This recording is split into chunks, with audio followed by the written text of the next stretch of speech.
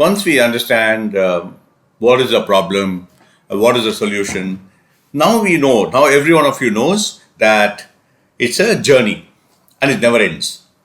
Because we are not going to solve, till the end of our life, we are not going to stop solving problems, right? So it's a continuous journey. Only thing what will happen is over a period of time. Now, before this lecture, you'd have looked at creativity differently. Now you're looking at problem solving differently. And you'll hopefully learn some tricks and techniques over here. And maybe after about 2-3 years, you'll attend some other creativity program. You will learn some more. So it's going to be a continuous journey. So having done that, what do we do next?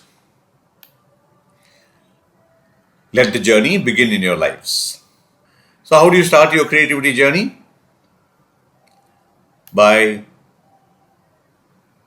looking for problems to solve.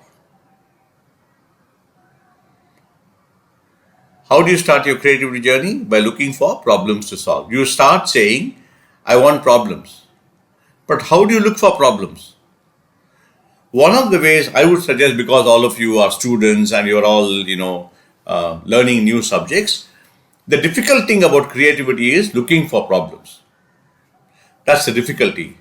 Even when I was working with the Tata Group, when we asked people to come, when we asked top people of companies to come with problems, it was difficult for people to spot a problem.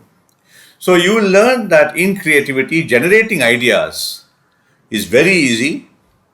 Implementing ideas is difficult, but easier than defining a problem. Because you need a problem, no? You need a problem to start your creativity journey. You don't want to be a person who simply solves. You want a process. You want to solve problems in a disciplined way. So one of the suggestions is that you can look at the United Nations Sustainable Development Goals. Start with this as your practice. There are 17 goals. These goals were initiated by the United Nations. And all these goals, look at the goals: no poverty, zero hunger, good health and well-being, quality education, gender equality, clean water. All these goals are important goals that have to be solved in the next 10 years. And of course, after that too. So one of the ways you can start your creativity journey is deliberately looking for problems. I'm just suggesting one way. So now you can go to your friend and say, give me some problems to solve. You can go to your organization and say, give me some problems to solve. Here there's a ready-made list, but all I'm asking you is to start looking for problems. Okay? Understood, right? So don't shy away from problems. Start looking for problems to solve. Fall in love with problems.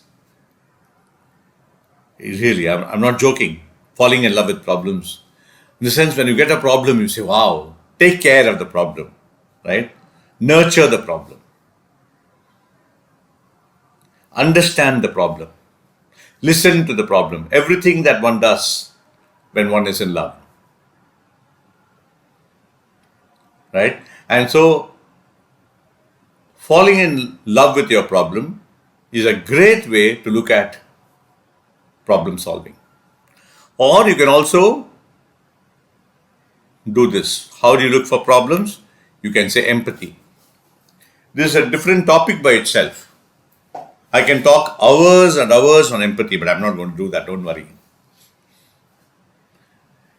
Empathy, why is empathy a good way to look for problems? Why? Because who has problems? Other people. In IIT Madras, in the campus, we have something called an empathy walk. An empathy walk. So all the students go on a walk, putting on their empathy hat. Interesting, no? What do they do in the walk? They put on the empathy hat. What is the meaning of empathy? Putting yourself in someone else's shoes and looking at the problem from his point of view. Yeah?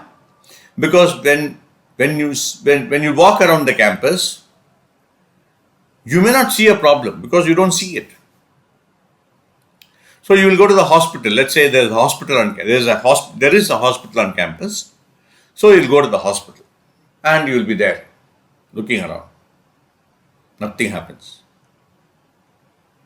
But now you want to look for a problem in the hospital so you can solve it. So what do? Take the hat and put it on. What is the hat? The empathy hat. What is empathy? Putting yourself in someone else's shoes. Then you say, oh wait, to do empathy, I need someone whose shoes I can put on. You look around and you see people standing in a line. There's one mother with her child standing in the line before in front of the doctor's office. So you say, wait, I want to put on her shoes, right? And I want to find out what is the problem from her point of view. So now you become the mother. You become the mother. You stop being you, and that is the difficulty in empathy. To become the other person is difficult, but to become the other person and stop being you is very difficult. So practice empathy. So what do? You become the mother of that child, and you are now as the mother waiting in the line in front of the doctor. There are 12 people in front of you, and your child is starting to get hungry and cranky. What do? What do? So now there is a problem for the mother. The problem is, how do I wait in the queue? Because you have to meet the doctor. And at the same time, handle my child's crankiness and hunger. Right? So you have now got a problem to solve. Handling the crankiness and hunger of children who are waiting with their parents in the queue. That's the problem you have. How do you solve that problem? I know there are a lot of solutions, but that is not the point. The point is, you have now spotted a problem. So when you come back to the room, the students in IIT Madras, what they do is they say, I want to solve the problem because they've seen it. I want to solve the problem of mothers or parents waiting in line with their children and how to handle children while waiting in line. That's the problem. I'm not going to look for solutions. I know that a lot of new solutions are coming to you, but that is not the scope of this particular lecture. Empathy. It's a great tool, just amazing tool.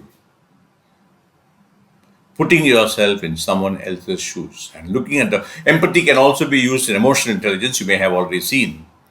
But that's not the scope of empathy right now. The scope of empathy right now is how do you use empathy in order to define a problem. So what are the two ways of defining the problem you have learned? One is you can look at existing problems like the United Nations Sustainable Development Goals, or you can put on your empathy hat and look for problems to solve.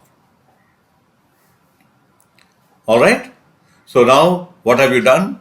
You have learned what is creativity. Every one of us is creative. You have learned to define creativity. You have learned that creativity starts with a problem. You have learned to get onto the train of creativity. You are sitting there with the problem. You know that the train ends when the solution will happen. Right? You know where to look for problems, either in a ready-made problem bank or using empathy, and of course other ways. We will come back to it later on. I don't want to saddle you with too much of information. Already, you must be now thinking, are you thinking when this will be over? Don't worry, it will be over soon. We just have to cover 3 more things, right? So, and then we come to the process for creativity.